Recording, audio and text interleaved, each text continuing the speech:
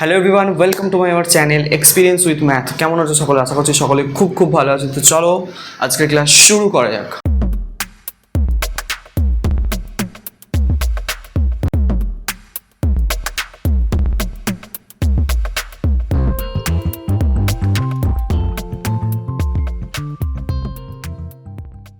আজকে আমরা কি করব দেখো, আজকে আমরা তোমাদের মধ্যেই একজন খুব রিকোয়েস্ট করেছে যে এই অঙ্কটা মানে তোমাদের যে ক্লাস 5-এর সুব্রত দত্ত আছে 64 পৃষ্ঠায় যে মূল্যায়নকারী প্রশ্নপত্রগুলো আছে, তো সেইগুলো সলভ করিয়ে দেওয়ার জন্য তোমরা একটু রিকোয়েস্ট করিয়েছো। তো অবশ্যই সেই রিকোয়েস্টটা আমি আজকে তোমাকে রাখবো, তো সলভ করিয়ে দেবো অঙ্কগুলোকে।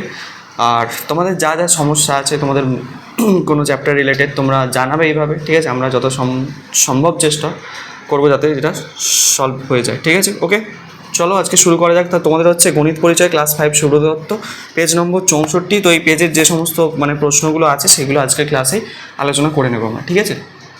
বিশেষ কিছু নয়, সোজা সোজা প্রশ্ন কয়েকটা দিয়েছে, তো পরপর আমরা কিন্তু আলোচনা। ফার্স্ট হচ্ছে প্রথমে অঙ্কটা আমরা টুকে নিই, তারপরে আসছি সমাধানে। ওকে দেখো, 1.1-এর যে অঙ্কটা আছে এই অঙ্কটা আমরা কিন্তু টুকে ফেলেছি।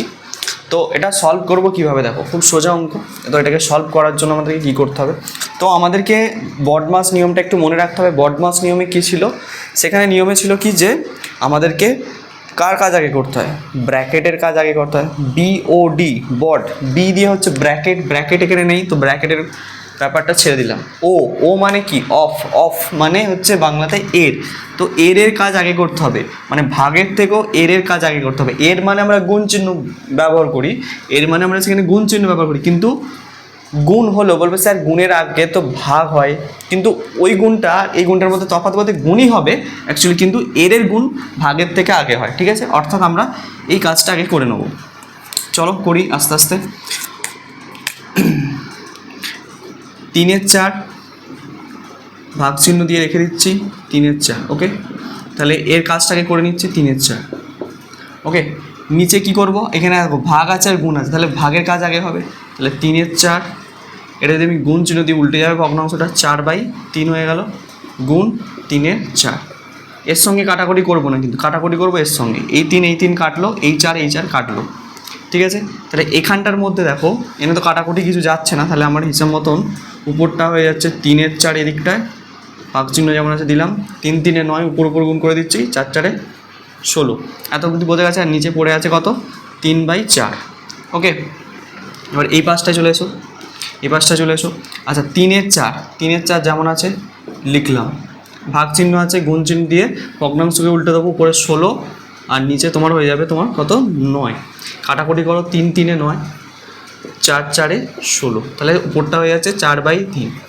আচ্ছা সমান চিহ্ন দিচ্ছি, আর নিচটায় কত পড়ে আছে, 3/4। ওকে, তাহলে উপরে আমার পড়ে রয়েছে কত, উপরটায় 4/3 আর নিচে 3/4, মানে বাই মানে তো ভাগ। তাহলে আমরা 3/4, সরি উপরে কত আছে 4/3, এটা আছে ভাগ আছে, বাই মানে ভাগ, এটা গুণ চিহ্ন দিয়ে উল্টে যাবে, তাহলে উপরে 4 হয়ে যাবে, নিচে 3 হয়ে যাবে। এটা হলো। এবার দেখো এখানে কাটাকুটি যাবে না, উপর কাটাকুটি নিশ্চয়ই আমরা করতে পারবো না, অর্থাৎ আমরা এটা কত লিখবো, 4 16 আর 3 9, তাহলে 16/3 9, তাহলে 16/9 হচ্ছে আমাদের আনসার এটা। এবার যদি এটাকে মিশ্র ভগ্নাংশে পরিণত করতে পারো, তো মিশ্র ভগ্নাংশে পরিণত করতে গেলে ভাগ করে দাও পাশে একটু। তাহলে 16কে ভাগ করবো কত দিয়ে, 9 দিই। তাহলে 9 দিয়ে যদি ভাগ করি কত হবে, 9 1 9, 9 2 18 হয়ে যাচ্ছে। তাহলে 9 1 9, 9 10 11 12 13 14 15 16, 7 16, হাতে থাকে 1 মিলে গেল। তাহলে 1/7/9, তাহলে এটা দাঁড়াচ্ছে 1 কত 7/9, এটা আমাদের আনসার। ওকে, দেখো এই অঙ্কটা তোমাদেরকে কিন্তু এইভাবে সলভ করতে হবে। আশা করছি বুঝতে পারছো, আমি স্টেপ বাই স্টেপ কিন্তু বুঝিয়ে দিলাম তোমাদেরকে।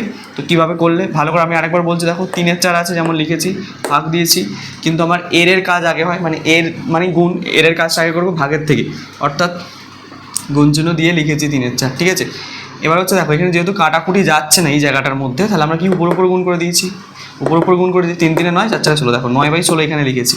এবার নিচের কাজটা কি করেছি, নিচের কাজ দেখো 3/4 ভাগ চিহ্নটাকে গুণ চিহ্ন করে উল্টে দিয়েছি ভগ্নাংশ, তাহলে 4 উপরে চলে গেছে, 3 নিচে চলে এসেছে, তাহলে এই 4-এর সঙ্গে এই 4 কেটেছে, এই 3-এর সঙ্গে এই 3 কেটে গেছে, আর পাশে পড়ে কত ছিল 3/4, আমি এখানে লিখে দিয়েছি। বোঝা গেছে? এবার কি করেছি, এবার কাজটা দেখো। তো যেগুলো পড়ে আছে বেঁচে আছে সেগুলো কি লেখা আছে, 3/4 যেমন আছে লিখেছি, ভাগ চিহ্ন দিয়েছি, 3 3 9/16 উপরেরটা, আর নিচে 3/4 ছিল 3/4 লিখে দিয়েছি। পরের লাইনে এসো, 3/4 ইন্টু ভাগ চিহ্নটাকে গুণ চিহ্ন করে উল্টে দিয়েছি, তাহলে 16/9 হয়ে গেছে। তাহলে 4 4 16, 3 3 9, তাহলে 4/3 হচ্ছে। উপরটা 4/3 আছে আর নিচেরটা 3/4 আছে। ওকে, তাহলে 4/3, বাই মানে ভাগ, ভাগ চিহ্নকে গুণ চিহ্ন দিয়ে উল্টে দিয়েছি, তাহলে 4টা উপরে চলে গেছে, 3টা নিচে চলে এসেছে। তাহলে 4 4 16, 3 3 9, তাই তো। তাহলে 16/9 হয়েছে, এটাকে ভাগ করলে 9 সাথে 16/9, ওকে মিলে গেল। তো এটা আমাদের আনসার। এইভাবে কিন্তু তোমাকে 1.1 অঙ্কটাকে সলভ করতে হবে। আশা করছি বোঝা যাচ্ছে, ইজি অঙ্ক, কিচ্ছু নেই অঙ্কটার মধ্যে, ঠিক আছে। চলো নেক্সট অঙ্কে যাওয়া যাক। ওকে, নেক্সট অঙ্কটা কি বলছে দেখো, বলছে সঠিক উত্তরটি নির্বাচন করো। তো প্রথমে যে প্রশ্নটা দিয়েছি আমি তোমাদেরকে পড়ে শোনাচ্ছি, তোমরা বইতে দেখতে পাচ্ছ, দেখো তোমাদের প্রশ্নটা, যে মনীষ 10 মিনিটে 500টি শব্দ টাইপ করতে পারে আর রানা 10 মিনিটে 400টি শব্দ টাইপ করতে পারে। যে তথ্যটা দেওয়া আছে আমি শুধু একটু লিখে ফেলছি, দেখো এটা কত অঙ্ক, 1.2 অঙ্ক। মনীষ 10 মিনিটে টাইপ করে কতগুলো শব্দ টাইপ করতে পারে, 500টি শব্দ টাইপ করতে পারে, 500টি শব্দ, ঠিক আছে। আচ্ছা, আর কি বলেছে, রানা 10 মিনিটে কটা করতে পারে, রানা 10 মিনিটে টাইপ করে কতগুলো শব্দ, 400টি শব্দ, ঠিক আছে। এবার প্রশ্ন হচ্ছে, তারা বলছে দুজনকে আমরা যদি একসঙ্গে টাইপ করতে দিই, তাহলে তারা 3600টি শব্দ টাইপ করতে কত সময় নেবে, 3600। তো প্রশ্ন হচ্ছে এখানেই দেখো, একসঙ্গে টাইপ করতে দিয়েছি, আলাদা আলাদা। মনীষ 10 মিনিটে সে 500টা টাইপ করতে পারে, আবার রানা 10 মিনিটে 400টা টাইপ করতে পারে। আমি তো ওদের দুজনকে বললাম যে তোমরা একসঙ্গে এবার টাইপ করো। তাহলে একসঙ্গে যদি টাইপ করে, তাহলে 3600টা ওয়ার্ড বা শব্দ, তাহলে কতক্ষণ সময় তারা টাইপ করতে পারবে। খুব সোজা ব্যাপার, কিচ্ছু নেই। তাহলে দুজনে 10 মিনিটে কটা টাইপ করতে হবে, দুজনকে আমি যদি একসঙ্গে কাজে লাগিয়ে দিই, দুজনকে একসঙ্গে বললাম যে দুজনকেই বললাম যে একসঙ্গে তোমরা টাইপ করো, দুজনে তাহলে একসঙ্গে 10 মিনিটে কতগুলো করতে পারবে, এই দেখো। তাহলে এ 10 মিনিটে পারে 500টা, এ 10 মিনিটে পারে 400টা, তাহলে 500 আর 400 900টা। তাহলে এটাই করব। তাহলে দুজনে একসঙ্গে 10 মিনিটে লিখব কি, দুজনে একসঙ্গে 10 মিনিটে টাইপ করে কতগুলো শব্দ, 500 যোগ 400টি শব্দ। তার মানে হচ্ছে কত, 5 আর 4 9 হচ্ছে, তাহলে 900টি শব্দ তারা 10 মিনিটে টাইপ করতে পারে। তাহলে আমাকে 3600টি শব্দ টাইপ করতে কতক্ষণ সময় লাগবে দুজনের একসঙ্গে, এটা জিজ্ঞেস করেছে। তাহলে এই লাইনটা একটু ঘুরিয়ে লিখবো, যে 900টি শব্দ টাইপ করে 10 মিনিটে, তাহলে একটি শব্দ কতক্ষণে টাইপ করবে, 3600টি শব্দ কতক্ষণে টাইপ করবে। ওই কি নিয়ম, সিম্পল। তাহলে এটা ঘুরিয়ে লিখছি, তাহলে লিখবো কি, 900টি শব্দ টাইপ করে, 900টি শব্দ টাইপ করে সমান 10 মিনিটে, ঠিক আছে, মিনিটে। বোঝাতে পারলাম? দুজনে লিখবে কিন্তু, হ্যাঁ, একা নয় কিন্তু, দুজনে 900টি শব্দ টাইপ করে 10 মিনিটে। আচ্ছা, আমি যদি একটি শব্দ টাইপ করতে দিই দুজনকে, তাহলে নিশ্চয়ই কম সময়ের মধ্যে করে দেবে। তাহলে কম হলে আমরা কি করি, ভাগ করি। তাহলে 10 আছে যেটা, ভাগ 900 হলো। আচ্ছা, এবার হচ্ছে কি, আমাকে কতগুলো শব্দ বলেছে, দুজনে 3600টি শব্দকে টাইপ করবে, তাহলে কতক্ষণ সময় নেবে। তাহলে একের থেকে 3600 বেশি, তাহলে বেশি শব্দ টাইপ করতে বেশি সময় নেবে।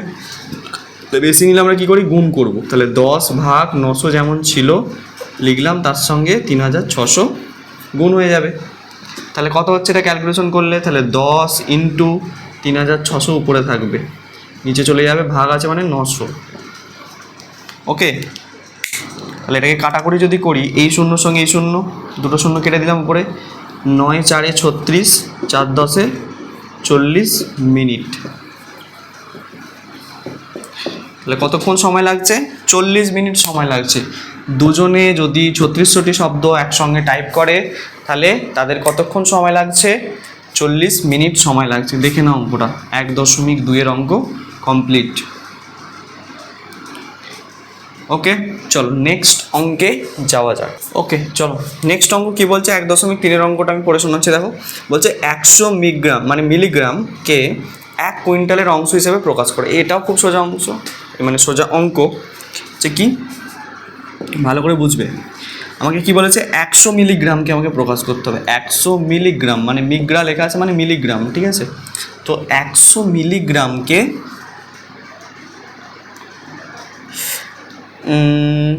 1 কুইন্টালের, আচ্ছা 1 মিনিট দেখো, এই জিনিসটা আমার একটু খটকা লাগছে। এটা যত সম্ভব হচ্ছে মিলিগ্রামে দেওয়া নেই, এটা মিলিয়াগ্রাম যত সম্ভব দেওয়া আছে। এটা মিলিগ্রাম নয়, যদি মিলিগ্রাম হতো তাহলে মিলিগ্রাম লেখা থাকতো, তো এটা কিন্তু মিলিগ্রাম নেই। এটা কনফিউজ হয়েছে আমার, আমিও ভাবছিলাম যেটা মিলিগ্রাম নয়, এটা হচ্ছে মিরিয়াগ্রাম বলে তোমাদের একটা একক হয়। তোমরা একক সিস্টেম মানে যে পড়েছো, প্রথমে হচ্ছে কিলোগ্রাম পড়েছো, কিলোগ্রাম, তাই তো, কিলোগ্রাম, হেক্টোগ্রাম, ডেকাগ্রাম, গ্রাম, এইভাবে। তো কিলোগ্রামের আগেই আসে হচ্ছে মিরিয়াগ্রাম, মিরিয়াগ্রাম। সেই মিরিয়াগ্রামের কথা বলেছে এখানে, কিন্তু এটা কিন্তু মিলিগ্রাম নয়, ঠিক আছে। আমি ভেবেছিলাম প্রথমে এটা মিলিগ্রামই দেওয়া আছে, তারপর ভাবছি ব্যাপারটা এটা নয়, এটা মিলিগ্রাম নয়, এটা মিরিয়াগ্রাম, ঠিক আছে, বুঝতে পারছো। তাহলে এই 100 মিরিয়াগ্রামকে কি বলেছে, আমাকে 1 কুইন্টালের অংশ হিসেবে দেখাতে হবে। এত মিলিগ্রামকে 1 কুইন্টালের অংশ হিসেবে দেখাতে হবে, 1 কুইন্টালের অংশ হিসেবে দেখাতে হবে। তো কী করে করবো, তো এই টাইপের অঙ্কগুলো করা খুব সোজা। তো করবে কীভাবে দেখো, প্রথমে আমি যেটা দেওয়া আছে সেটা লিখছি। কার অংশ হিসেবে দেখা হবে, 1 কুইন্টাল, তাহলে 1 কুইন্টালকে তোমরা নিচে লিখবে। যার অংশ হিসেবে দেখাতে বলে সেটাকে তোমরা কিন্তু নিচে রাখবে, আর যাকে দেখাতে বলে সেটাকে উপরে রাখবে। তাহলে কি 100 কি মিগ্রাম মানে মিরিয়াগ্রাম, ঠিক আছে, এটা আমি লিখে দিচ্ছি মিরিয়াগ্রাম, ওকে, মিরিয়াগ্রাম হলো। এবার হচ্ছে কি করব, দেখো যেহেতু একক এর মিরিয়াগ্রাম আছে, এর কুইন্টাল আছে, দুজনের একক তো আলাদা আছে, তো সবসময় আমাদেরকে কী করতে হবে, একই এককে নিয়ে এসে কাজ করতে হবে, একই এককে। তো সবসময় আমরা ছোটো এককে ট্রান্সফার করে দিই। তো আমরা কি করব, এই কুইন্টালকে মিরিয়াগ্রামে নিয়ে চলে যাব, কুইন্টালকে মিরিয়াগ্রামে নিয়ে যাব। আচ্ছা, প্রথমে আছি কুইন্টাল থেকে কিলোগ্রামে ট্রান্সফার করব, তারপর মিরিয়াগ্রামে ট্রান্সফার করব। উপরে যেমন আছে লিখছি 100, এটা মিরিয়াগ্রামই আছে, ঠিক আছে। আচ্ছা, 1 কুইন্টাল মানে কত কিলোগ্রাম, 100 কিলোগ্রাম। তাহলে কুইন্টাল থেকে কিলোগ্রামে যেতে গেলে 100 দিয়ে গুণ করলাম, ভালো কথা। এবার আমাকে কুইন্টাল থেকে এই কিলোগ্রাম হয়ে গেল, তাহলে কিলোগ্রাম থেকে কোথায় যেতে হবে, মিরিয়াগ্রামে, মানে 1 ঘর পিছনে আসতে হচ্ছে। তাহলে আমাকে কী করতে হবে, ভাগ করতে হবে, কত দিয়ে, 10 দিয়ে ভাগ করতে হবে। 10 দিয়ে যদি ভাগ করে এই শূন্য কেটে গেল, ঠিক আছে, শূন্য কেটে গেল, তাহলে হয়ে গেল এটা কি আমার টোটালি মিরিয়াগ্রাম। বুঝতে পারছো আমি কী করছি, যদি না বুঝতে পারো আমি পাশে তোমাদেরকে ব্যাপারটা বুঝিয়ে দিচ্ছি। 1 কুইন্টালকে আমি যদি কিলোগ্রামে নিয়ে যেতে চাই, 1 কুইন্টালের সঙ্গে কি 100 গুণ করতে হবে, তাহলে সেটা হয়ে যাবে কিলোগ্রাম বা কিগ্রা। তার মানে 100 কিগ্রা হয়ে যাচ্ছে, 1 কুইন্টাল মানে 100 কিগ্রা। এবার 100 কিগ্রাকে মিরিয়াগ্রামে নিয়ে যেতে গেলে কী করতে হবে, কিলোগ্রামের আগেই মিরিয়াগ্রাম পড়ে, মানে যেখানে দাঁড়িয়ে আছো সেখান থেকে পিছন দিকে আসতে হচ্ছে, মানে পিছন দিকে 1 ঘর আসতে হচ্ছে। তাহলে কী করতে হবে, তুমি 100কে কী করবে, 10 দিয়ে ভাগ করে দেবে নিশ্চয়ই। তাহলে 10 10 100, তাহলে কত হচ্ছে, 10 মিরিয়াগ্রাম, বুঝতে পারলাম। তাহলে এখানে দেখো 10ই হচ্ছে হিসেবে মতো, দেখো সব কেটে গিয়ে 10 হচ্ছে। তাহলে উপরটায় হয়ে যাচ্ছে 100, আর নিচে তোমার কত হয়ে যাচ্ছে, 10। তাহলে 10 10 100, তাহলে 10 হচ্ছে উত্তর, ঠিক আছে। তাহলে 10 হচ্ছে উত্তর। যদি এটা মিরিয়াগ্রাম ধরে করো তাহলে উত্তর আসবে 10। শোনো, আমি তোমাদেরকে দুটোর ক্ষেত্রেই বলে দিই, যদি এটা মিরিয়াগ্রাম ধরে করো তাহলে তোমার কত উত্তর আসছে, 10 উত্তর আসছে। আর যদি এটা মিলিগ্রাম ধরে করো তাহলে কত উত্তর আসবে সেটাও আমি তোমাদেরকে দেখিয়ে দিচ্ছি, ভালো করে বুঝে নাও। যদি এককটাকে যদি মিরিয়াগ্রাম ধরে করো 10 উত্তর আসবে, আর মিলিগ্রাম ধরে করলে কত হবে আমি সেটা দেখিয়ে দিচ্ছি। তাহলে এটা বোঝা গেছে তো কীভাবে করতে হয়, এটুকু ওকে। চলো এটা মুছলাম একটু, হ্যাঁ। আচ্ছা, এবার আমি কি করব, এবার আমি ধরো মানে এটাকে আমি মিরিয়াগ্রাম ধরেছিলাম, তো এটাকে মিলিগ্রাম ধরে করছি, কত উত্তর আছে দেখবো। মিগ্রাম মানে মিলিগ্রাম ধরে করছি, ঠিক আছে।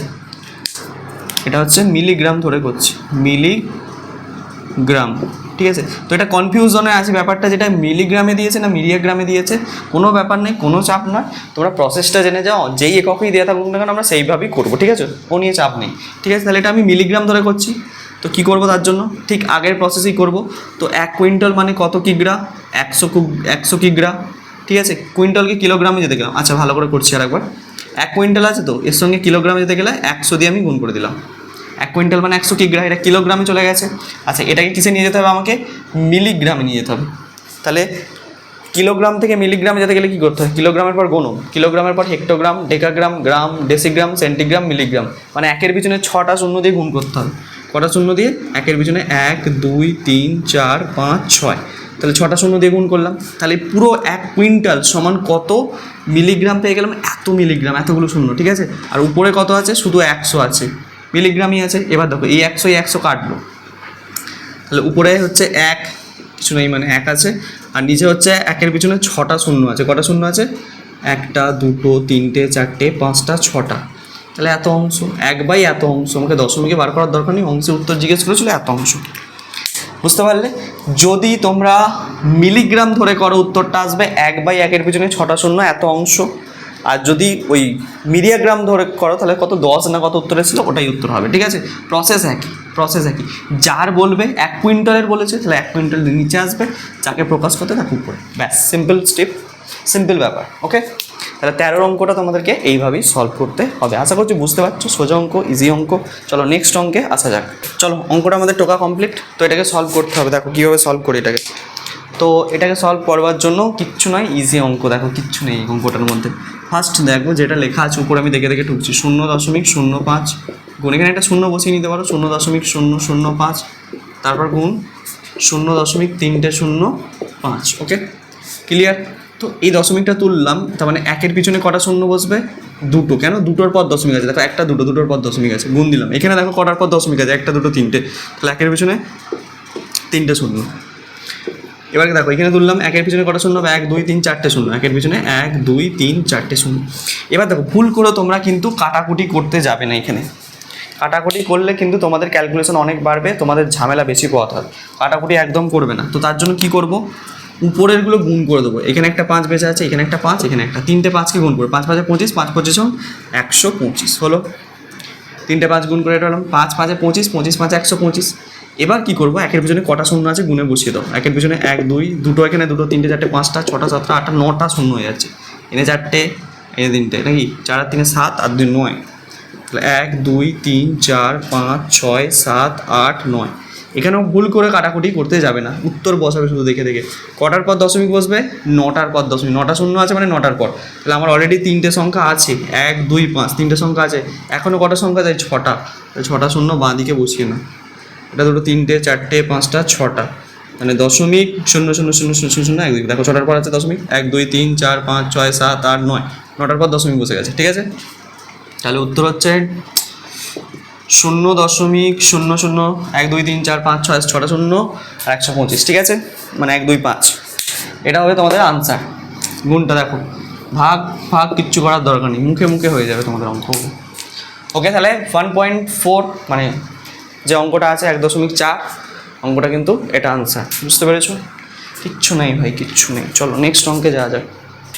আচ্ছা, এবার 2-এর দাগের অঙ্ক এসছি, পূর্ণমান 10। যাই হোক, বলছে প্রথম খেলায়, আচ্ছা এইখানে আবার ইংরেজিতে লেখা আছে, প্রথম খেলায় অংশগ্রহণ করে এক ব্যক্তি তার অর্থের 1/5 অংশ হেরে গেলেন। দ্বিতীয় খেলায় অবশিষ্ট অর্থের 1/4 অংশ, তৃতীয় খেলায় বাকি অর্থের 4/5 অংশ খোয়া গেল।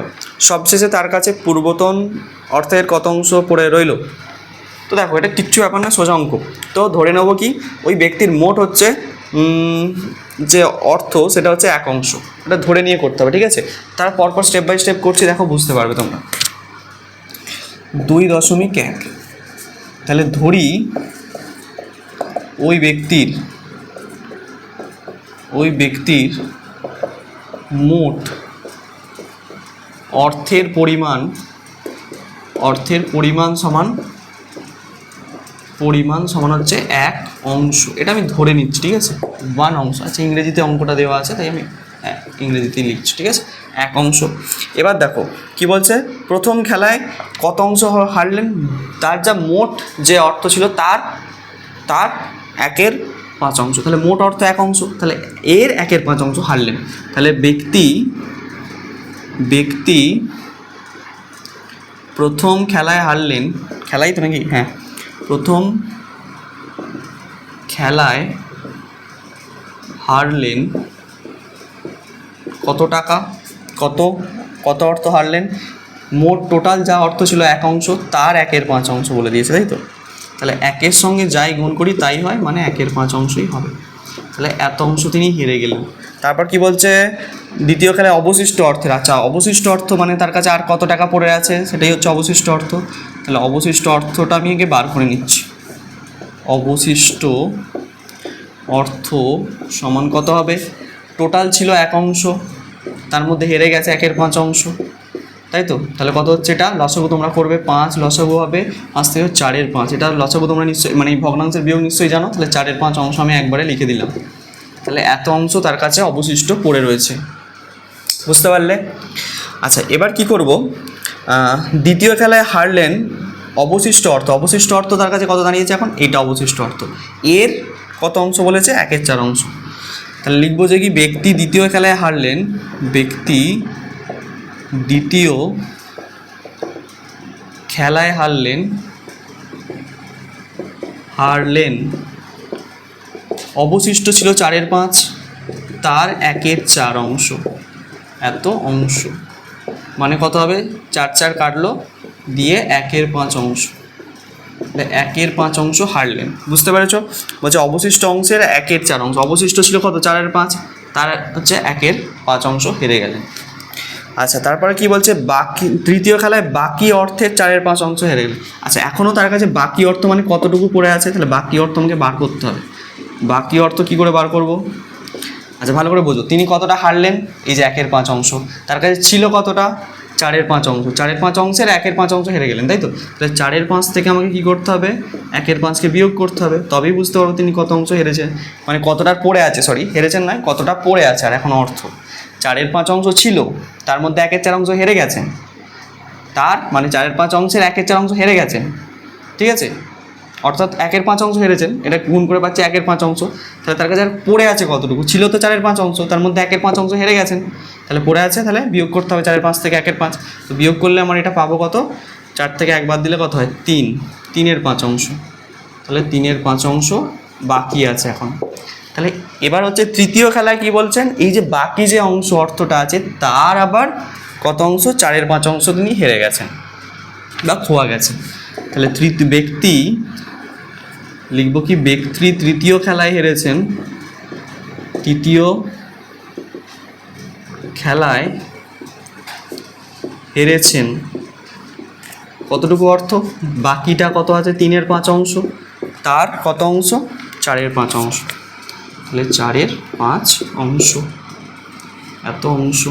আচ্ছা কাটাকুটি যাবে কি, যাচ্ছে না কাটাকুটি, তাহলে 3 4 12, 5 5 25, তাহলে 12/25 অংশ তিনি হেরে গেছেন তৃতীয় খেলায়।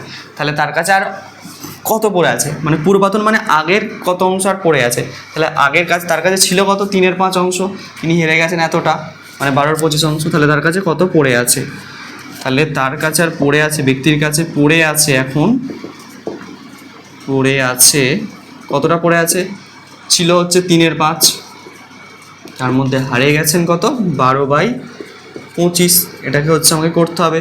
তাহলে লসাগু 25 আসবে, 5 5 25, 5 3 15, 15 বিয়োগ 12, দেখো 5 5 5 5 3 15 বিয়োগ 25 1 25, 12 1 12, তাহলে 15 থেকে 12 বাদ দিলে কত হয় 3 হচ্ছে, 3 4 5 3/25, এত অংশ তার কাছে এখন আর পড়ে আছে 3/25 অংশ, এটাই আনসার। ঠিক আছে, দেখো অঙ্কটা খুব সোজা, স্টেপ বাই স্টেপ তোমরা যদি করো এইভাবে তাহলে অঙ্কটা কিন্তু খুব ইজি লাগবে। দেখে নাও একবার ভালো করে, তারপর আমি আরেকবার বলে দিচ্ছি তোমাদেরকে। দেখো আমি প্রত্যেক আরেকবার ভালো করে বলছি, তার কাছে মোট টোটাল ছিল 1 অংশ, আমি অর্থটা ধরে নিয়েছি কত 1 অংশ। এবার বলছে প্রথম খেলায় তার কাছে যে মোট অর্থ ছিল তার 1/5 অংশ হেরে গেছেন, তাহলে হারলেন কত, 1-এর সঙ্গে যদি 1/5 গুণ করি 1/5 অংশ। ওকে, তাহলে কত অংশ আর অবশিষ্ট রইলো, মানে কত অংশটা অর্থ আর পড়ে রইলো তার কাছে, অবশিষ্ট অর্থ বার করতে গেলে কি টোটাল ছিল 1 অংশ, তার মধ্যে 1/5 অংশ হেরেছেন, এটা বিয়োগ করে দাঁড়িয়েছে 4/5 অংশ। ওকে, তারপর ব্যক্তি বলছে দ্বিতীয় খেলায় হারলেন কত, অবশিষ্ট যেটা পড়েছিল, অবশিষ্ট পড়েছিল কত 4/5, তার দেখো 1/4 অংশ তিনি হেরে গেছেন, মানে গুণ করেছে এর সঙ্গে, তাহলে 1/5 অংশ তিনি হারলেন। তাহলে এখনও কত অংশ আর পড়ে রইলো বাকি অর্থ, বাকি অর্থ বা অবশিষ্ট যাই লেখো না কেন একই ব্যাপার। তাহলে ছিল তার কাছে এই যে 4/5 অংশ, তার মধ্যে হেরেছেন 1/5 অংশ, তাহলে 4/5 থেকে 1/5 বাদ দিয়েছি, কত পেয়েছি? 3/5 অংশ পেয়েছি। ওকে, তাহলে ওই তৃতীয়বার খেলায় কি হারলেন, যেটা বাকি টাকা ছিল সেই তার আবার 4/5 অংশ হারলেন, মানে এটা ক্যালকুলেশন করে আমার দাঁড়িয়েছে 12/25 অংশ। তাহলে এখনও অবধি শেষ অবধি তার কাছে আর কত টাকা পড়ে রইল? ছিল 3/5, তার মধ্যে 12/25 হেরেছেন, পড়ে রয়েছে এটা। ওকে, এই হচ্ছে অঙ্ক। তাহলে 2.1 অঙ্কটা আমাদের কমপ্লিট, দেখে নাও বুঝতে পারলে কি না।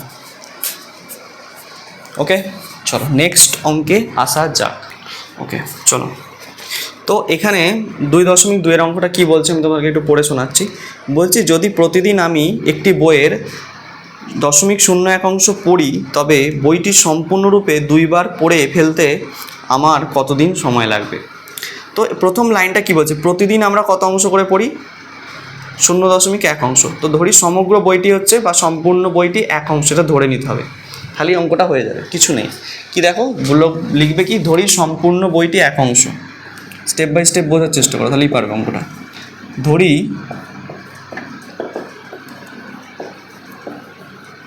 সম্পূর্ণ বই সমান কত?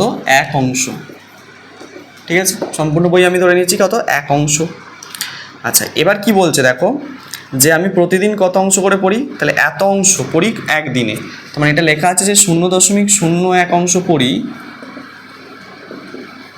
কত দিনে? 1 দিনে। তাহলে সম্পূর্ণ বই মানে 1 অংশ পড়তে কতদিন সময় লাগবে? 1 অংশ পড়তে নিশ্চয়ই বেশি দিন সময় লাগবে। দেখো এর থেকে ভালো করে বোঝো, এইখানে এই অঙ্কটা, এই জায়গাটা বোঝার খুব ইম্পর্টেন্ট জিনিস। এই জিনিসটা না যদি বুঝতে পারো তাহলে অঙ্কটা কিন্তু তোমরা করতে পারবে না, যদি এইখানটা না ভালো করে বুঝতে পারো। আচ্ছা, 1 অংশ তুমি পড়তে বেশি দিন সময় লাগবে না কম দিন সময় লাগবে? এটা আমাকে বল। 1 অংশ পড়তে বেশি দিন সময় লাগবে না কম দিন সময় লাগবে? তোমরা বলবে স্যার এই আমাকে ভালো করে বোঝো, 0.01 বড় না 1 বড়? অবশ্যই 1 বড়। তাহলে বেশি অংশ পড়তে বেশি দিন সময় লাগবে, তাহলে বেশি দিন সময় লাগলে আমরা কি করে দিই? গুণ করে দিই। কিন্তু এখানে আমরা করব না গুণ, আমরা কি করব? এখানে করব হচ্ছে কি ভাগ। কি করব? ভাগ করব। কেন ভাগ করব আমি তোমাদেরকে বোঝাচ্ছি। আচ্ছা আমি করি তারপর বলছি। তাহলে 1 ভাগ এটা 0.01 এত দিনে। আচ্ছা এটা ক্যালকুলেশন করলে কত হচ্ছে? 1/0.01, দশমিক যদি তুলে দিই হয়ে যাবে উপরে 100। তাহলে 1 কেটে গেলে তাহলে দাঁড়িয়ে আছে কি 100 দিনে। এবার তোমাদের মনে প্রশ্ন, স্যার কেন আপনি ভাগ করলেন গুণ করলেন না? বাড়লে তো আমরা সর্বদা ভাগ করি। হ্যাঁ ঠিকই বলেছো, বাড়লে আমরা সর্বদাই ভাগ করি, কিন্তু যখন দেখতে পাবে এরকম প্রকৃত ভগ্নাংশ, এই যে প্রকৃত ভগ্নাংশ না এটা, তো প্রকৃত ভগ্নাংশের ক্ষেত্রে নিয়মটা উল্টো হয়। কি উল্টো? মানে বাড়লে আমরা কি করি? ভাগ, কমলে গুণ। ঠিক আছে, এটা আমরা বলেছি এর আগে, আমি অনেক অঙ্কতেই তোমাদেরকে বলেছি, যখন এরকম প্রকৃত ভগ্নাংশ নিয়ে আমরা কাজ করব তখন কিন্তু আমরা এই কাজটা করব, যে কি কমলে গুণ করব, বাড়লে ভাগ করব। ঠিক আছে, এই হচ্ছে, এই জন্য এই কারণেই আমরা এখানে ভাগ করলাম, গুণ করলাম না। ওকে, তাহলে হচ্ছে কি সম্পূর্ণ বই পড়তে আমার কতদিন সময় লাগছে? 100 দিন। মানে 2 বার যদি আমি সম্পূর্ণ বইটা পড়ি তাহলে কতদিন সময় লাগবে? 200 দিন। একবার সম্পূর্ণ পড়তে যদি 100 দিন সময় লাগে তাহলে 2 বার, তাহলে 2 বার সম্পূর্ণ পড়তে সময় লাগবে। সম্পূর্ণ পড়তে সময় লাগবে সমান কত? 100 গুণ 2 মানে 200 দিন। এটা আনসার। ওকে, তাহলে 2.2 অঙ্কটা আমরা অলরেডি কমপ্লিট করে ফেললাম। দেখে নাও ভালো করে, আর একটা অঙ্ক আছে, তাহলেই কিন্তু তোমাদের এই মূল্যায়নের প্রশ্নপত্রগুলো শেষ হয়ে যাবে। এটা বুঝতে পেরেছো নিশ্চয়ই? সোজা অঙ্ক, ইজি অঙ্ক একবারে। ওকে চলো নেক্সট অঙ্কে আমাদেরকে ফেরা যাক। এবার ওটাকে বলছে, দেখো একটা ঐকিক নিয়মের অঙ্ক দিয়েছে। বলছে দৈনিক সৈনিক পিছু 504 গ্রাম খাদ্যশস্য বরাদ্দ হিসেব অনুযায়ী এক দুর্গে মোট 4 সপ্তাহের খাদ্যশস্য মজুত করে রাখা আছে। যদি দৈনিক সৈনিক পিছু বরাদ্দ 288 গ্রাম করে দেওয়া হয় তাহলে মজুতকৃত খাদ্যশস্য অতিরিক্ত কতদিন চলবে? তো ভালো কথা, আমাকে কি দিন সংখ্যা জানতে দিয়েছে। পুরো একটা ছক বানিয়ে নিই প্রথমে। দেখো ছকটা বানালে তোমরা এটা বুঝতে সুবিধা হবে। আচ্ছা, আমাকে কি বার করতে দিয়েছে? দিন সংখ্যা বার করতে দিয়েছে। তাহলে দিন সংখ্যাকে আমি ডান দিকে লিখছি, ঠিক আছে, দিন সংখ্যা। আচ্ছা, আর বার করতে দিয়েছে কি, এখানে দেওয়া আছে একটা বিষয় কি, খাদ্যের পরিমাণ। খাদ্যের পরিমাণ, খাদ্যের পরিমাণ কোন এককে দেওয়া আছে? গ্রামে দেওয়া আছে, গ্রাম, গ্রাম। ওকে, এই হচ্ছে ছক। তাহলে কী কী বলেছে? প্রথম হচ্ছে কি 504 গ্রাম করে খাদ্য কত দিনের মধ্যে, মানে 504, 4 সপ্তাহের খাদ্য মজুদ ছিল। 4 সপ্তাহ, 4 সপ্তাহ মানে কত দিন? 4 সপ্তাহে 28 দিন। এই সপ্তাহটাকে দিনে কনভার্ট করবে, ঠিক আছে, 28 দিন। তাহলে আমাকে বলছে কি 288 গ্রাম করে যদি খাবার দেওয়া হয় তাহলে কতদিন চলবে, অতিরিক্ত কতদিন। এই অতিরিক্ত কতটা লাইন মার্ক করে রাখবে। কেন বলছি লাস্টে, কেন মার্ক করতে বলছি? আচ্ছা দেখো, এই হচ্ছে ছক, ভালো করে বোঝবে। অঙ্কটা আমি তোমাকে বুঝিয়ে দিচ্ছি ভালো করে, যে 504 গ্রাম করে খাবার, ঠিক আছে, প্রত্যেক জনের জন্য 504 গ্রাম করে যদি খাবার দেওয়া হয় তাহলে সেই খাবার, কিছু মজুত করা খাবার কতদিন চলে? 28 দিন চলে। কিন্তু যদি আমি এবার 504-এর পরিবর্তে 288 গ্রাম মানে কম পরিমাণে খাবার দিই, কম পরিমাণে খাবার দিই, তাহলে কতদিন চলবে? বেশি দিন না কম দিন? তোমরা ভেবে বলো, কী দিন বেশি দিন না কম দিন চলবে?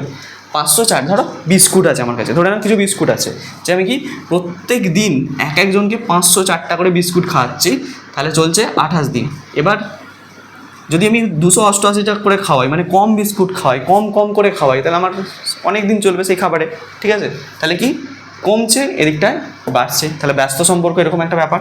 তাহলে লাইনটা কীভাবে লিখবো? ঠিক যেইভাবে লেখা আছে, যে 504 গ্রাম খাদ্যে চলে কতদিন? 28 দিন। ওকে, 28 দিন চলে। আচ্ছা, 1 গ্রাম খাদ্যে বেশি দিন চলবে না কম দিন চলবে, এটা ভেবে বলো তো। 504 গ্রাম খাদ্যে যদি 28 দিন চলে, 1 গ্রাম মানে কম খাদ্যে, কম খাদ্যে কি আমি যদি 1 গ্রাম করে খেতে দিই, 1 গ্রাম করে মানে কম কম করে খেতে দিই, তাহলে বেশি দিন ধরে খাবে। তাহলে বেশি হলে গুণ করি, 28 গুণ 504 হলো। আচ্ছা, এবার কত করব? 288 গ্রাম করে যদি খাদ্য দিই, একের পরিবর্তে লিখছি 288 গ্রাম, মানে খাবার বাড়িয়ে দিয়েছি, তাহলে বেশি দিন চলবে না কম দিন চলবে। তাহলে কম হলে কী করি? ভাগ করে দিই। তাহলে 28 গুণ 504, নিচে হয়ে যাবে তোমার 288। তো এটাকে কাটাকুটি করি, কত পাচ্ছি দেখা যায়। চলো কাটাকুটিতে আসা যায়। 2 দিয়ে কাটাকুটি করব। 2 দিয়ে করি, 2 1 2, 2 4 8, 2 4 8। দেখে যদি 2 দিয়ে কাটি কত হবে? 2 1 2, 2 4 8, ঠিক আছে। আচ্ছা, আবার 2 দিয়ে কাটছি, 2 7 14, 2 2 4, এটাকে 2 7 14, ঠিক আছে। আচ্ছা, 72-এর সঙ্গে যদি 7 গুণ করি কত আসছে দেখো, 7 2 14, 4, হাতে থাকে 1, তার সাথে 49 থাকে 50, তাহলে 72 সাথে 504 একবারে কেটে দিচ্ছি, 72 7 দিয়ে কেটে দিলাম, তাহলে আমরা কত পেলাম এখানে? 49, 7 7-তে 49 পাচ্ছি, তাহলে 49 দিন চলবে। তাহলে এখানে পাচ্ছি কত আমরা? 7 7-তে 49 দিন। কিন্তু আমাকে প্রশ্নে কি জানতে চেয়েছে? যে অতিরিক্ত কতদিন চলবে। তাহলে কতদিন, দেখো এইখানটা থেকে আমরা বুঝলাম কি, যে আমি কম পরিমাণ করে যদি খাওয়াই তাহলে আমার এখানে বেশি দিন চলবে। তাহলে কতদিন বেশি চলছে? আগে 28 দিন চলছিল, তাহলে 28 দিনের তুলনায় কতদিন বেশি চলছে? তাহলে অতিরিক্ত বেশি দিন মানে এক্সট্রা কদিন বেশি চলবে এত গ্রাম করে খাওয়ালে। তো সেটা জানতে গেলে আমাকে কী করতে হবে? আমাকে 49 থেকে 28কে বিয়োগ করে দিতে হবে, তাহলেই বুঝতে পারবে যে অতিরিক্ত কতদিন চলবে। তাহলে উত্তর লেখার সময় কি লিখবে? এইটা কিন্তু উত্তর লিখে দিয়ে চলে এলে আনসার কেটে দেবে। তাহলে অতিরিক্ত কথা জিজ্ঞেস করেছে, তাহলে অতিরিক্ত সমান দিয়ে লিখবে কি? 49 বিয়োগ 28 মানে কতদিন? 8 1 9, 2 কত? 2 4, তাহলে 21 দিন চলবে। এই হয়ে গেল আনসার। তাহলে অতিরিক্ত 21 দিন কিন্তু চলবে, বুঝতে পেরেছো? যদি এত কম করে খাওয়াই তাহলে আরও 21 দিন ধরে আমি সেই খাবারটাকে খাওয়াতে পারবো।